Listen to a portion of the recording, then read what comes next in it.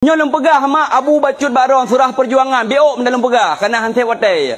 Nyan pakan watai pe bandera bintang bulan jiazan pakon. Nandukan mak. Abu nandukan pakon. Hana kedikon.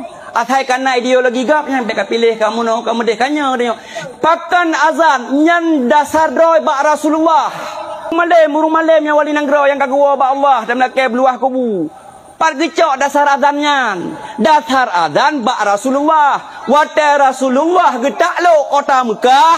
Kekuasai kota Mekah bak watainya. Lihilet ke pelung Madinah. Gegita alam. Getak lo kota Mekah. Sehingga berhasil watai gena pe'ek le Rasulullah bandera. La ilaha illallah. Muhammadur Rasulullah. Gedang Bilal bin Rabah. Yang lagak funyan yang dah dengar riwayat. Bilal bin Rabah urang azan. Gedang di atas Kaabah. Azan. Allahu Akbar, Allahu Akbar.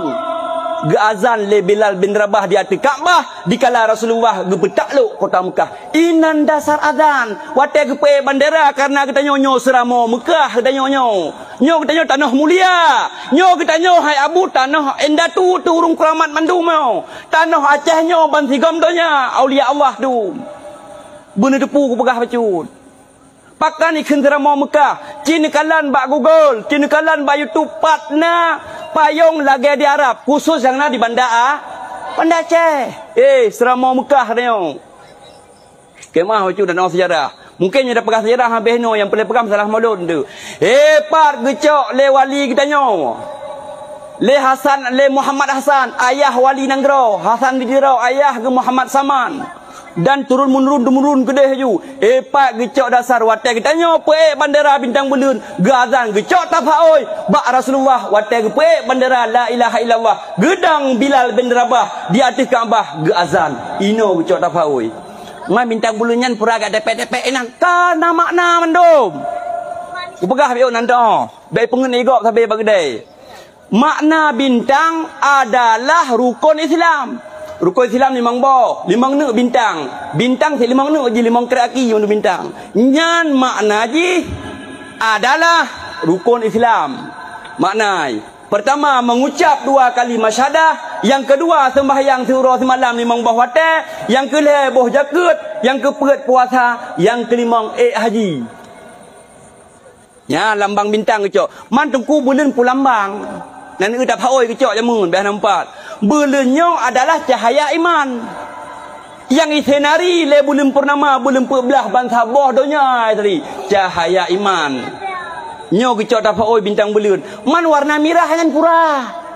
Ada urun terus kena nginggi anak ada pura. Tak ada salah ni nang grodom. Ilong ada kan awagam hana salah. Ku baca sejarah.